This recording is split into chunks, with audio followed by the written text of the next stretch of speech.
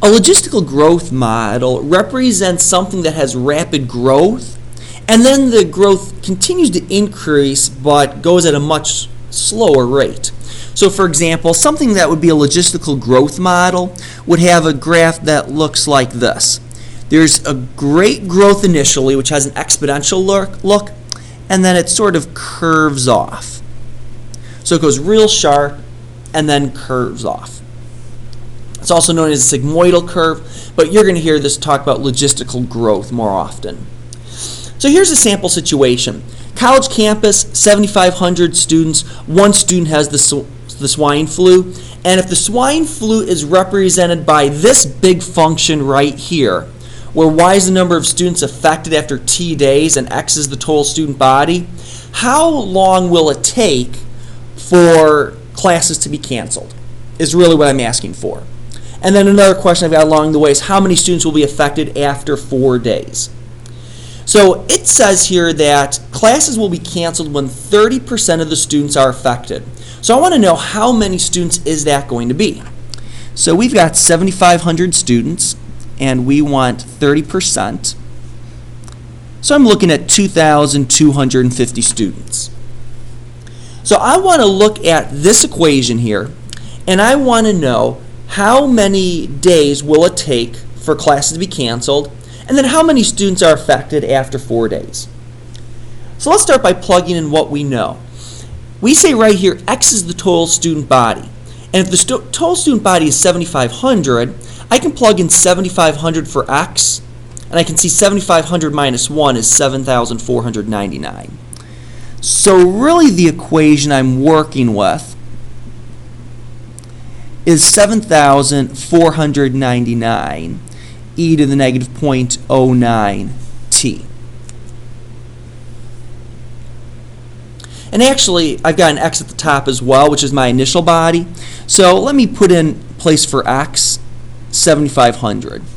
So then the only thing that I've got to worry about is t.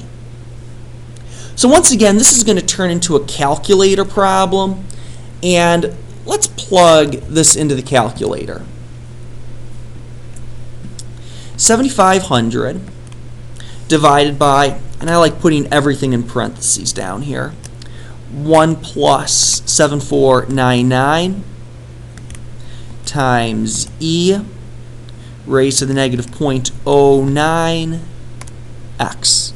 In this case, x is going to be the number of days, and then y is going to be the number of kids affected. So once again, I'm going to set my table back to 0, change in table being 1, meaning each day. And once again, I got to that by hitting second and then window, which is my table setup. And we'll go to second graph, which gives me my table. So here, times 0, I see 1. That indicates the one student who was affected at the very beginning of this experiment. After 1 day, we've got 1.09 students. So really, we don't see anything seriously affected until 8 days. That 2.0541 indicates there are 2.0541 students affected. So after 8 days, there are 2 students affected. If we scroll along, somewhere between the 12th and the 13th day, we get our 3rd student affected. So once again, the y value indicates the number of students affected.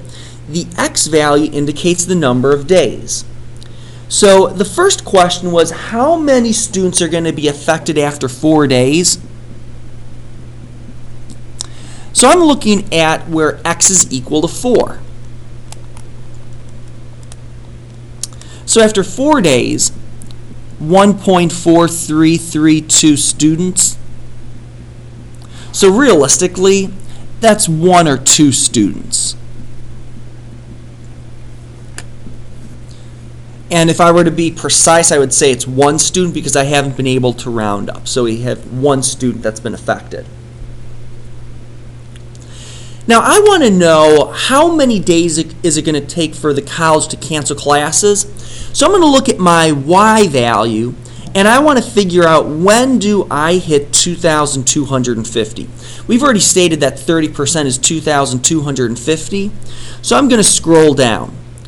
Now, since this is a logistical growth curve, my increase is going to be really rapid, and then it's going to slow down. So you can see right here, as I hit 65 days, 331 students have been affected. 69 days, 466, 70, 507, 75, 766. And so I'm looking specifically for 2,250. And if I look here, 2,250 occurs somewhere between 89 and 90. So 2,250 students are affected between the 89th and 90th day. That's when I cross that 2250 barrier. So somewhere between the 89th and 90th day.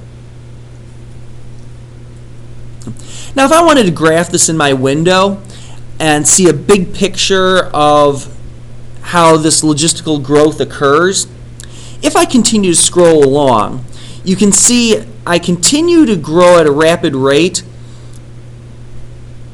and as I close in to 7,500, you can see the growth really starts to slow down. Here, 7,493, 94, 95. It's taking 10 or 11 days to get that last person affected. And you can see as I continue along here, eventually I'm going to hit the 232nd day, which is approximately 7,500. And you can say I never actually hit 7,500. The screen rounds up, but if you look down here, I'm actually never at 7,500. So if I wanted to graph this out and see the entire curve, maybe some good values would be for x min 0, since we started time 0, x max, let's say 230, my y min, start with 0, my y max, go a little bit more than what I should have. I know there's 7,500 students, so let's go 7,600. So go back to my window, 0 to 230, and if I take 10% of that, that's going to be an x scale of 23.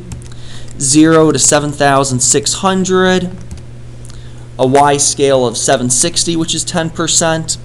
Then if I graph that out, I should see my logistical growth where I've got a sharp increase and then it steadily decreases in terms of the rate of growth. And that's the picture I'm looking at.